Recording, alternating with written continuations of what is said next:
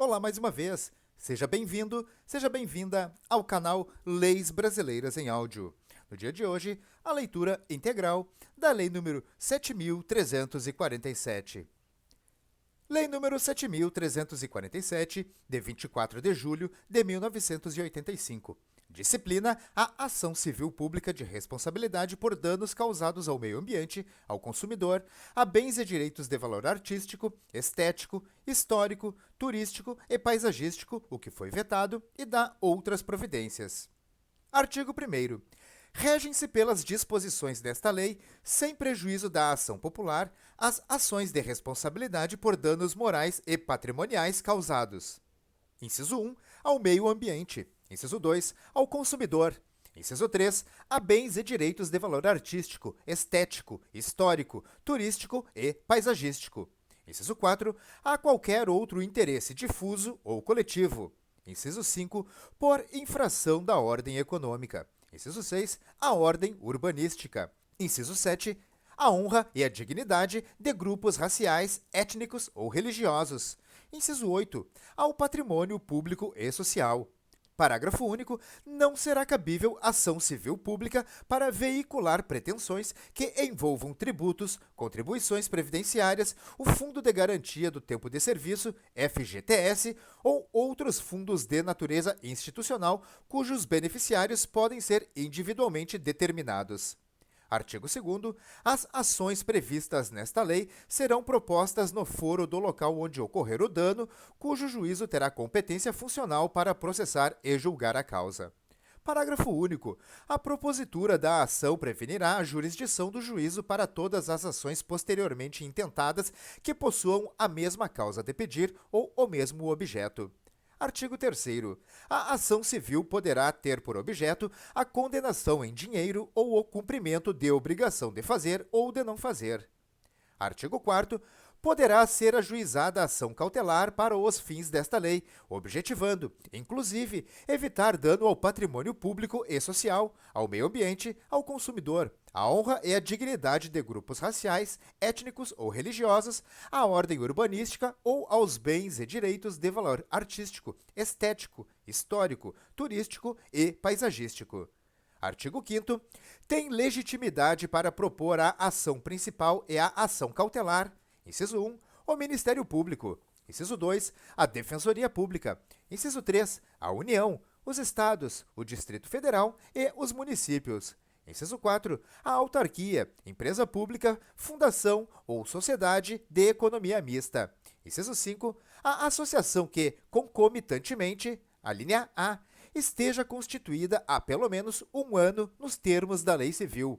A linha B inclua, entre suas finalidades institucionais, a proteção ao patrimônio público e social, ao meio ambiente, ao consumidor, à ordem econômica, à livre concorrência, aos direitos de grupos raciais, étnicos ou religiosos ou ao patrimônio artístico, estético, histórico, turístico e paisagístico.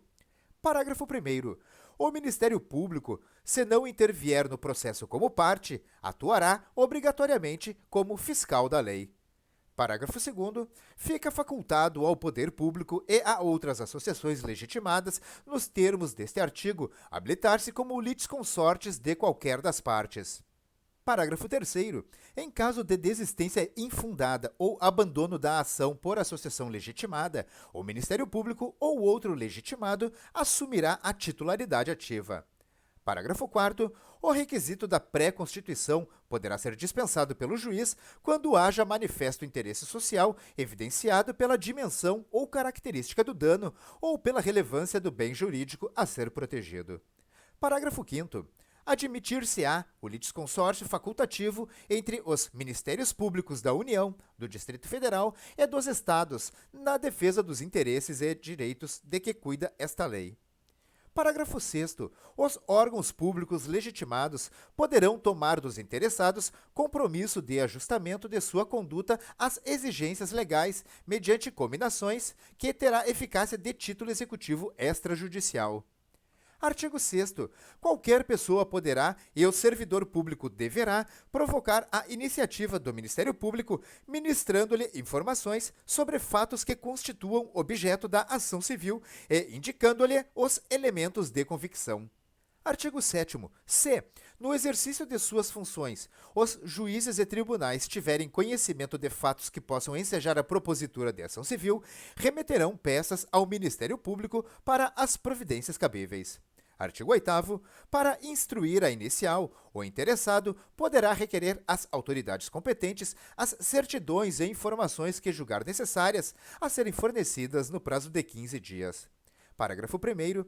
O Ministério Público poderá instaurar, sob sua presidência, inquérito civil ou requisitar, de qualquer organismo público ou particular, certidões, informações, exames ou perícias, no prazo que assinalar, o qual não poderá ser inferior a 10 dias úteis. Parágrafo 2º. Somente nos casos em que a lei impuser sigilo, poderá ser negada certidão ou informação, hipótese em que a ação poderá ser proposta desacompanhada daqueles documentos, cabendo ao juiz requisitá-los. Artigo 9º. Se o órgão do Ministério Público, esgotadas todas as diligências, se convencer da inexistência de fundamento para a propositura da ação civil, promoverá o arquivamento dos autos do inquérito civil ou das peças informativas, fazendo-o fundamentadamente. Parágrafo 1º. Os autos do inquérito civil ou das peças de informação arquivadas serão remetidos, sob pena de se incorrer em falta grave, no prazo de 3 dias, ao Conselho Superior do Ministério Público. Parágrafo 2º. Até que, em sessão do Conselho Superior do Ministério Público, seja homologada ou rejeitada a promoção de arquivamento, poderão as associações legitimadas apresentar razões escritas ou documentos, que serão juntados aos autos do inquérito ou anexados às peças de informação. Parágrafo 3º.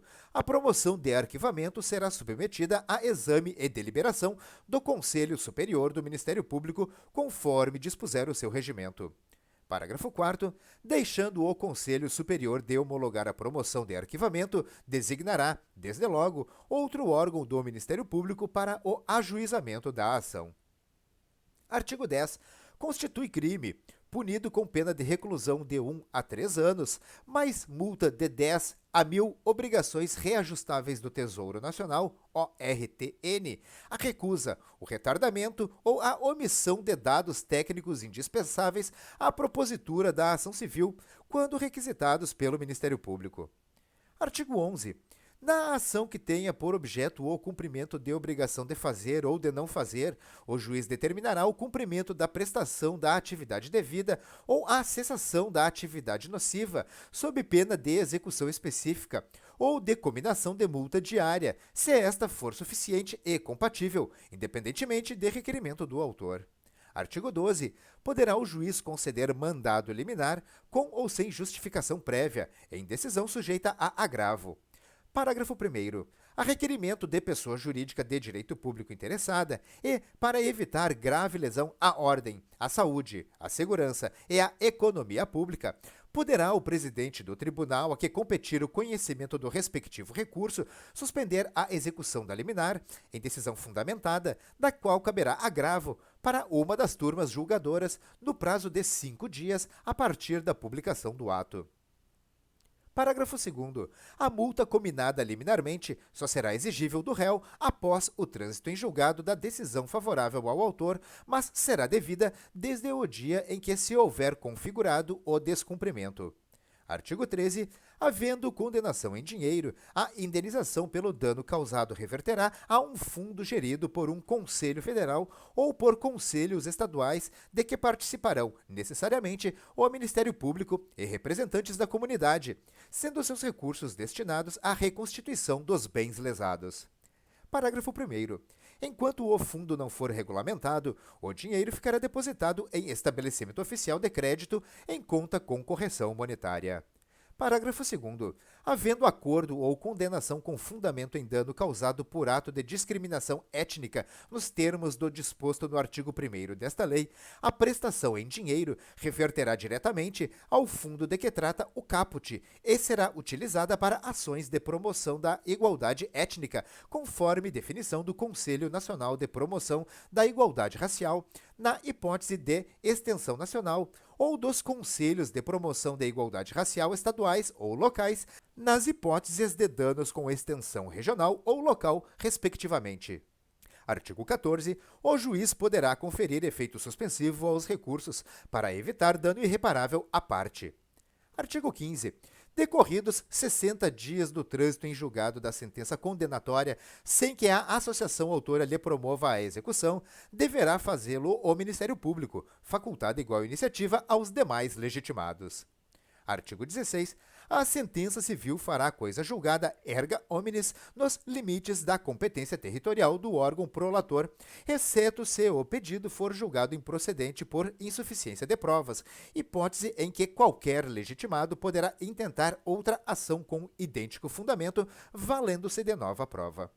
Artigo 17. Em caso de litigância de má-fé, a associação autora e os diretores responsáveis pela propositura da ação serão solidariamente condenados em honorários advocatícios e ao décuplo das custas, sem prejuízo da responsabilidade por perdas e danos. Artigo 18. Nas ações de que trata esta lei, não haverá adiantamento de custas, emolumentos, honorários periciais e quaisquer outras despesas, nem condenação da associação autora, salvo comprovada má-fé, em honorários de advogado, custas e despesas processuais. Artigo 19. Aplica-se à ação civil pública prevista nesta lei o Código de Processo Civil, aprovado pela Lei nº 5.869, de 11 de janeiro de 1973, naquilo em que não contrarie suas disposições. Aqui fazemos um parênteses para lembrar que, atualmente, o Código Civil vigente é o de 2015 e não o de 1973. Então, atenção, aplica-se nessa lei as disposições do Código de Processo Civil de 2015 naquilo em que não contrarie suas disposições. Artigo 20. O fundo de que trata o artigo 13 desta lei será regulamentado pelo Poder Executivo no prazo de 90 dias. Artigo 21. Aplicam-se à defesa dos direitos e interesses difusos, coletivos e individuais, no que for cabível, os dispositivos do título 3 da lei que instituiu o Código de Defesa do Consumidor. Artigo 22. Esta lei entra em vigor na data de sua publicação. Artigo 23. Revogam-se as disposições em contrário. Brasília, 24 de julho de 1985. Obrigado a você que assistiu esse vídeo até esse momento. Eu espero que esse vídeo possa ter lhe ajudado de qualquer maneira. Se inscreva aqui no canal Leis Brasileiras em Áudio e ative as notificações para receber nosso conteúdo sempre em primeira mão.